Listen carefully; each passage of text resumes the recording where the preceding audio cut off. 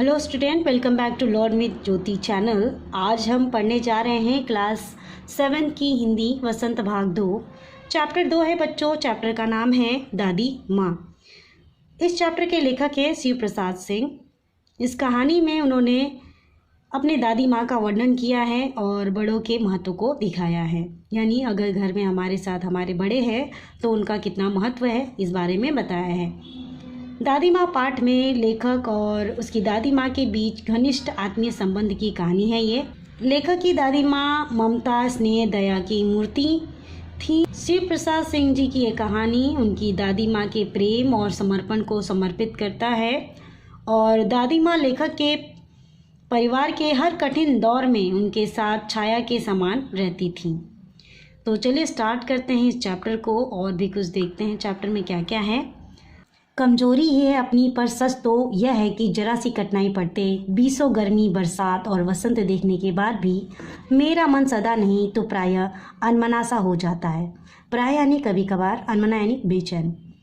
तो यहाँ लेखक कहना चाहते हैं कि इतना समय बीत गया, मैं बड़ा हो चुका हूँ और न जाने कितने मैंने दुख और सुख देखे हैं, लेकिन फिर भी जरा सी कठिनाई पड़ती है तो मेरा मन क्या हो जाता है, बेचैन हो जाता है। मेरे शुभचिंतक मित्र मुंह पर मुझे प्रसन्न करने के लिए आने वाली छुट्टियों की सूचना देते हैं और पीठ पीछे मुझे कमज़ोर और जरा सी प्रतिकूलता से घबराने वाला कहकर मेरा मजाक उड़ाते हैं। प्रतिकूलता यानी विपरीतता, ठीक है। यहाँ लेखक कहते हैं कि मेरे जो मित्र हैं वो मेरे साथ होने का दिखावा करते हैं और पीठ पीछे ही मेरे कमजोरी का और जल्दी से कि हर परिस्थिति में घबरा जाने वाला कहकर मेरा मजाक उड़ाते हैं।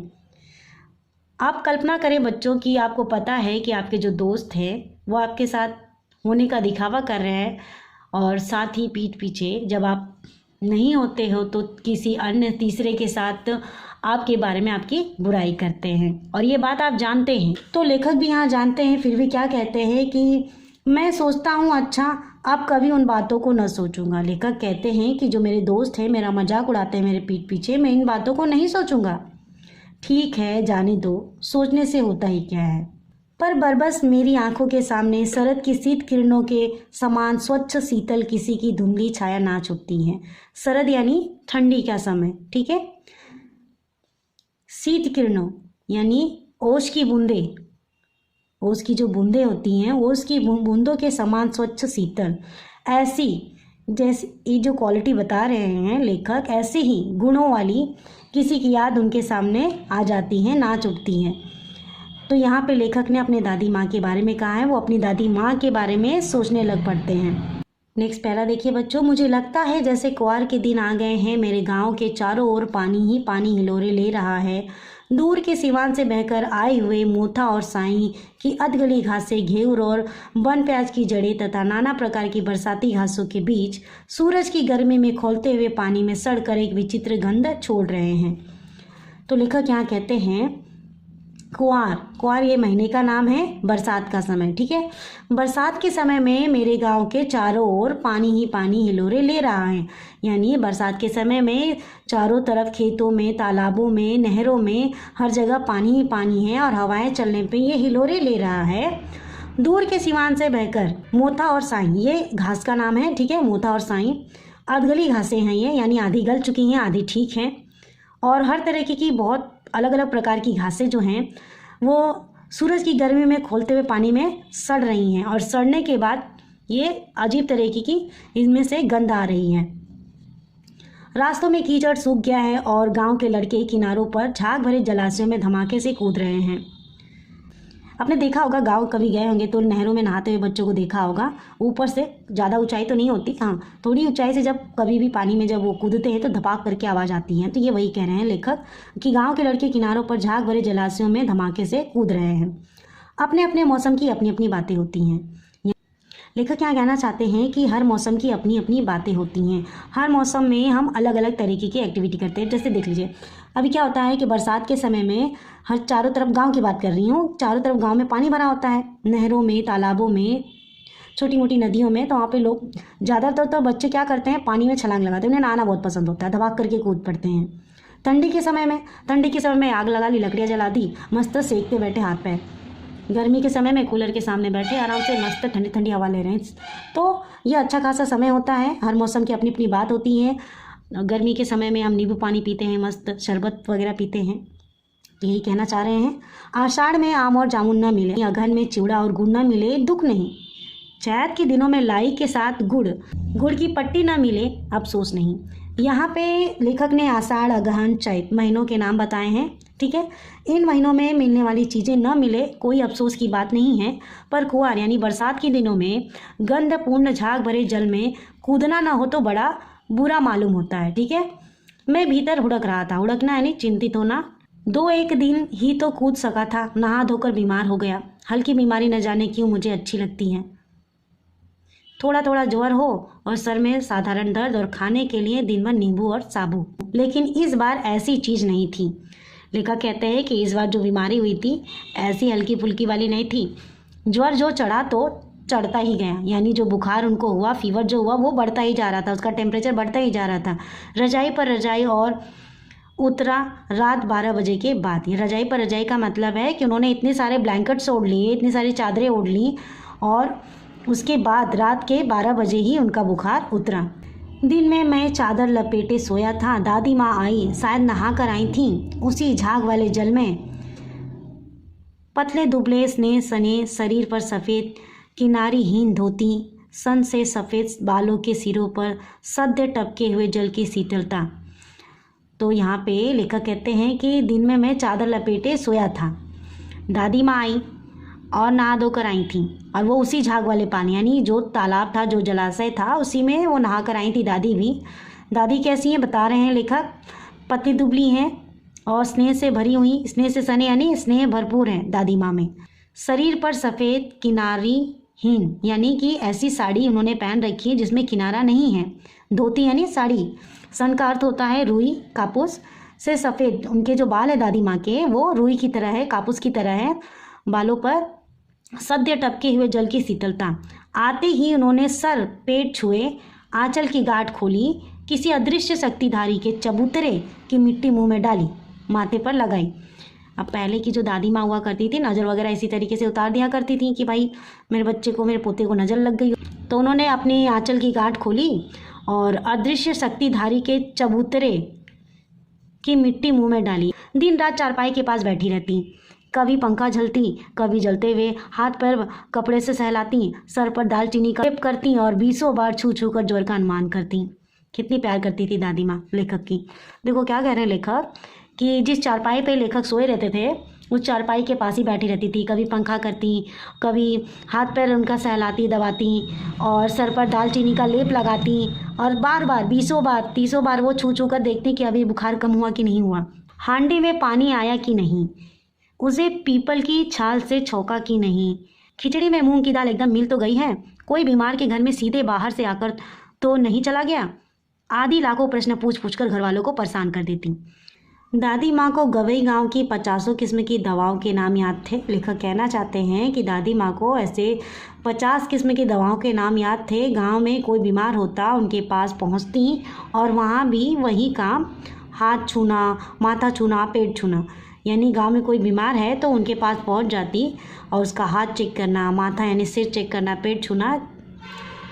फिर भूत से लेकर मलेरिया, सांप, निमोनिया तक का अनुमान विश्वास के साथ सुनाती। दादी माँ इतने विश्वास के साथ बता देती कि भैया तुमको भूत धरा है, कि मलेरिया हुआ है, कि सरसाम या निमोनिया, जो भी बीमारी हो वो बता देती, और भी पूरे विश्वास के साथ। महामारी और विषु सूचिका के दिनों में रोज सवेरे उठकर स्नान के बाद लवंग और गुड़ मिश्रित जलधार, गुगल और धूप, सफाई कोई उनसे सीख ले। यानी दादी जो थी वो सफाई पसंद व्यक्तित्व था उनका, उन्हें साफ सफाई बहुत पसंद थी। दवा में देर होती, मिश्रिया शहद खत्म हो जाता, चादर या गिलाफ नहीं बदले जाते तो वे जैसे पागल हो जाती। दादी माँ को इस तरह की लापरवाही बिल्कुल पसंद नहीं थी। बुखार तो मुझे अब भी आता है, नौकर पानी दे जाता है, मेष महाराज अपने मन से पकाकर खिचड़ियाँ साबू दे जाते हैं। यानी यहाँ पे लेखक कहते हैं कि बीमार तो मैं आज भी पड़ता हूँ, नौकर पानी दे जाता है, जो मेष महाराज हैं वो अपने मन से जो भी है अपनी मर्जी से पका करके वो दे के चले जाते हैं। डॉक्टर साहब आकर नाड़ी देख जाते हैं और कुनैन मिक्सचर की शीशी की पिताई के डर से बुखार भाग भी जाता है, पर न जाने क्यों ऐसे बुखार को बुलाने का जी नहीं होता। यानी कि अब लेखक बीमार नहीं पड़ना चाहता क्योंकि उसके पास अभी दादी माँ नहीं है। नेक्स्ट पैरा देखिए बच्चों, किशन भैया की शादी ठीक हुई, दादी माँ के उत्साह और आनंद का क्या कहना। दिन भर गायब रहती, सारा घर जैसे उन्होंने सर पर उठा लिया हो। पड़ोसने आती, बहुत बुलाने पर दादी माँ आती। बहन बुरा न मानना, कार परोजन का घर ठहरा, एक काम अपने हाथ से न करूं तो होने वाला नहीं। लेखक कहते हैं कि किशन भैया की जब शादी ठीक हो जाती है, यानी उनकी शादी तय हो जाती है किशन भैया की, तो दादी माँ की खुशी का कोई ठिकाना नहीं रहता, दिन भर गायब ही रहती और सारा घर उन्होंने सिर पे उठा जाने को। यो सभी जानते थे कि दादी माँ कुछ करती नहीं, पर किसी काम में उनकी अनुपस्थिति वस्तुतः विलंब का कारण बन जाती। दादी माँ वैसे सारा काम खुद नहीं करती थी, लेकिन अगर वो ना हो तो काम भी ना होता, यानी इस काम को किस तरीके से करना है ये काम भी करना दादी माँ बताती थी। उन्हीं दिनों की बात है कि एक दिन दोपहर को मैं घर लौटा। बाहरी निकसार में दादी माँ किसी पर बिगड़ रही थी। बाहरी निकसार यानी बाहर निकलने, घर से बाहर निकलने का रास्ता। देखा पास के कोने में दुबकी रामी की चाची खड़ी है। पिछला जो कर्ज है रामी की चाची ने नहीं चुकाया था और एक नया कर्ज मांगने आ गई थी दादी माँ से, तो इसलिए दादी माँ ने कहा, सो ना होगा धन्नो, रुपए मैं सूद के आज दे दे, तेरी आंख में तो शर्म है नहीं। मांगने के समय कैसी आई थी, पैरों पर नाग रगड़ती फिरी, किसी ने एक पाई भी न दी। अब लगी है आजकल करने, फसल में दूंगी, फसल में दूंगी। कहते हैं ना गांव के लोगों को, इस बार फसल हो जाएगी, पर अनाज बेचेंगे तो अच्छा खासा जब पैसा मिलेगा तो आपके कर्ज को मैं वापस कर दूंगी। ऐसी रामी की चाची कह रही थी दादी माँ को। अब क्या तेरी खाती दूसरी फसल कटेगी, यानी फसल कट चुकी थी, फिर भी वो कह रही थी कि फसल कटने पे दूंगी। तो रामी की चाची कहती हैं कि दूंगी मालकिन। रामी की चाची रोती हुई दोनों हाथों से आंचल पकड़े दादी माँ के पैरों की ओर झुकी। बिटिया की शादी है, आप न दया करेंगी तो उस बेचारी का निस्तार कैसे होगा। यानी रामी की चाची दोबारा कर्ज मांगने आई है दादी माँ से। कहती हैं इस बार दे दीजिए, बिटिया की शादी है, बेटी की शादी है, आप दया नहीं करेगी तो उस बेचारी का निस्तार कैसे होगा, यानी उद्धार कैसे होगा।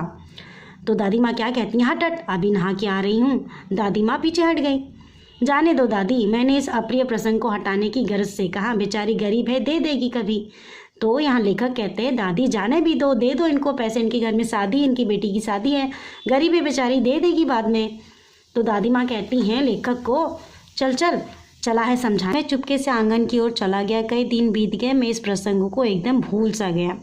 एक दिन रास्ते में रामी की चाची मिली। वह दादी को पूतो फलो दूधो नाहो का आशीर्वाद दे रही थी। लेखक ने पूछा रामी की चाची से कि धन्नो चाची, क्या हुआ एकदम से कि आप दादी को इतना आशीर्वाद दे रही हैं। तो उसने विहल होकर कहा, यानी लेखक कहते हैं कि अशांत मन से, विहल होने यानी अशांत होना, दुख और दर्द में होना, ठीक है। लेकिन यहाँ पे जो बात हुई है वहाँ पे इसका अर्थ होगा कि खुशी का ठिकाना न रहना। क्यों, उरीन हो गई बेटा, यानी धन्नो चाची जो हैं वो कहती हैं उरीन का यानी कि ऋण से, कर्जे से मुक्त हो जाना। वो क्या कहती हैं खुशी से कि मैं कर्जे से मुक्त हो गई, भगवान भला करे हमारी मालकिन का, यानी दादी माँ का भला करें। कल ही आई थी, पीछे का सभी रुपया छोड़ दिया, पीछे जितना भी उन्होंने कर्ज लिया था उन्होंने सब छोड़ दिया। ऊपर से 10 रुपये का नोट देकर बोली, जितने कर्जे थे उन्होंने कर्जे को माफ़ कर दिया दादी माँ ने, और 10 रुपये का नोट देकर बोली धन्नो चाची को, देखना धन्नो, जैसी तेरी बेटी वैसी मेरी, 10-5 के लिए हंसाई न हो। धन्नो चाची कहती हैं देवता है बेटा, देवता, यानी जो दादी माँ है वो देवता स्वरूप है, क्योंकि उन्होंने मेरे कर्जे सारे मुक्त कर दिए। उस रोज़ तो बहुत डांट रही थी। मैंने पूछा, यानी लेखक पूछते हैं धन्नो चाची से कि उस दिन तो बहुत डांट रही थी। तो धन्नो चाची क्या कहती हैं, वह तो बड़े लोगों का काम है बाबू, रुपया देकर डांटे भी न तो लाभ क्या। यानी धन्नो चाची कहती हैं कि बड़े लोग तो ऐसे ही होते हैं, रुपया देते हैं, डांटते हैं, फिर छोड़ देते हैं।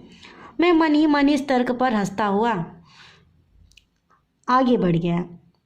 किशन के विवाह के दिनों की बात है। विवाह के 4-5 रोज पहले से ही औरतें रात रात भर गीत गाती हैं। विवाह की रात को अभिनय भी होता है। विवाह में अक्सर विवाह के दिनों में 4 या 5 दिन पहले से ही गीत गाना शुरू हो जाता है, ठीक है, ये वही बात कर रहे हैं लेखक।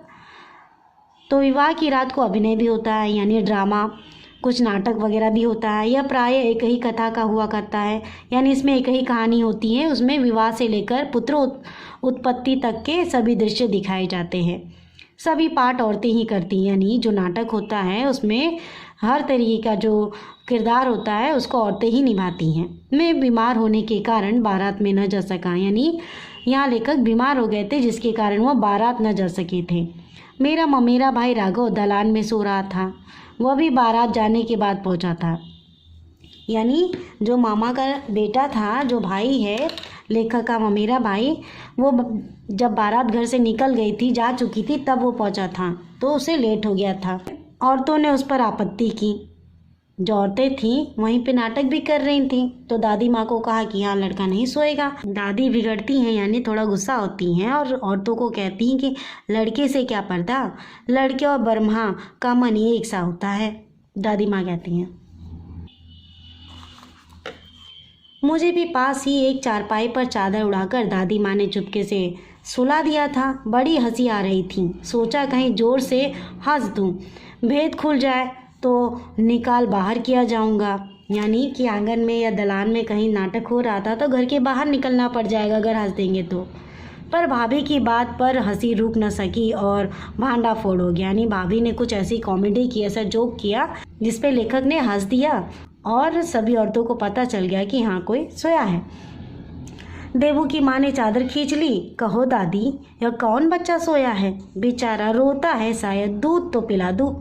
तो हाथापाई शुरू हुई।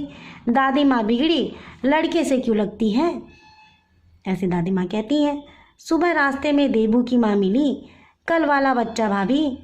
ये सुबह रास्ते में लेखक कहीं जा रहे थे तो रास्ते में उन्हें देवू की माँ मिली। तो क्या कहती हैं देवू की माँ कि कल वाला बच्चा भाभी। मैं वहाँ से ज़ोर से भागा और दादी माँ के पास जाकर खड़ा हुआ। वस्तुतः किसी प्रकार का अपराध हो जाने पर जब हम दादी माँ की छाया में खड़े हो जाते तो अभयदान मिल जाता। अभयदान यानी जीवन दान मिल जाता। यानी कोई गलती करते, दादी माँ के पीछे आप छिप जाओ, दादी का आश्रय ले लो, तो मार खाने से या किसी भी तरीके की पनिशमेंट मिलने से आप बच जाते हो। इस स्नेह और ममता की मूर्ति दादी माँ की एक एक बात आज कैसी कैसी मालूम होती है। परिस्थितियों का वात्या चक्र यानी तूफान जीवन को सूखे पत्ते सा कैसा नचाता है, ऐसे दादी माँ खूब जानती थी। दादा की मृत्यु के बाद से ही वे बहुत उदास रहती। संसार उन्हें धोखे की टट्टी मालूम होता है। यानी जो संसार था उन्हें धोखे की टट्टी मालूम होता। दादा ने उन्हें स्वयं जो धोखा दिया, वे सदा उन्हें आगे भेजकर अपने पीछे जाने की झूठी बात कहा करते थे। यानी लेखक यहाँ पे कहना चाहते हैं कि जब भी दादा और दादी में कोई संवाद होता, कोई बातचीत होती, तो दादा हमेशा कहते कि पहले तुम ही स्वर्ग सिधारोगी, तुम ही पहले शरीर को छोड़ोगी, उसके बाद तुम्हारे पीछे पीछे मैं भी आऊँगा। पर दादा ने तो उन्हें धोखा दे दिया। पहले तो वो खुद ही चले गए, स्वर्ग सिधार गए। दादा की मृत्यु के बाद कुकुर मुत्ते की तरह बढ़ने वाले, मुंह में राम बगल में छुरी वाले दोस्तों की शुभ चिंता ने स्थिति और भी डावाडोल कर दी। यानी जब तक दादा थे तो आसपास ऐसे दो तरह की बातें करने वाले लोग आसपास भी भटकते नहीं थे। दो तरह की बात करने वाले लोग, यानी कि आपके सामने तो बहुत अच्छे बनेंगे और आपके पीठ पीछे आपकी बुराई करेंगे, आपका फ़ायदा उठाते हैं आपका बढ़ावा करके, ठीक है। ऐसे लोगों की बढ़ोतरी होने लगी जिसकी वजह से घर की जो स्थिति थी वो डावाडोल होने लगी। दादा के श्राद्ध में दादी माँ के मना करने पर भी पिताजी ने जो अतुल संपत्ति व्यय की वह घर की तो थी नहीं। यानी कि दादा का जो श्राद्ध था उसमें बहुत पैसा खर्च किया था लेखक के पिता ने, जो कि घर की संपत्ति नहीं थी, कर्जे से उठाया था, उन्होंने उधार लिया था किसी से। दादी माँ अक्सर उदास रहा करती। माघ के दिन थे, कड़ाके का जाड़ा पड़ रहा था। पछुआ का सन्नाटा और पाले की शीत हड्डियों में घुसती पड़ती। शाम को मैंने देखा दादी माँ गीली धोती पहने कोने वाले घर में एक संदूक पर दिया जलाए हाथ जोड़कर बैठी है। उनकी स्नेह कातर आंखों में मैंने आंसू कभी नहीं देखे। यानी दादी इतनी तेज़ तर्रार, हर काम को फटाफट करने वाली, कभी भी परिस्थितियों से न डरने वाली, हर तरीके की कठिनाइयों का, परिस्थितियों का उन्होंने सामना किया दादी ने। लेकिन आज पहली बार लेखक ने उन्हें रोते हुए देखा, उनकी आंखों से आंसू को बहते हुए देखा। मैं बहुत देर तक मन मारे उनके पास बैठा रहा। उन्होंने आंखें खोली। दादी माँ, मैंने धीरे से कहा। यानी कि दादी माँ आंख बंद करके जो प्रार्थना कर रही थी, तब तक जो लेखक हैं उनके पास बैठे रहे चुपचाप कि जब दादी माँ आँख खुले तो मैं उनसे कुछ पूछूं। तो दादी माँ क्या कहती हैं, क्या है रे, तू यहाँ क्यों बैठा है? दादी माँ, एक बात पूछूं, बताओगी ना? मैंने उनकी स्नेहपूर्ण आंखों की ओर देखा।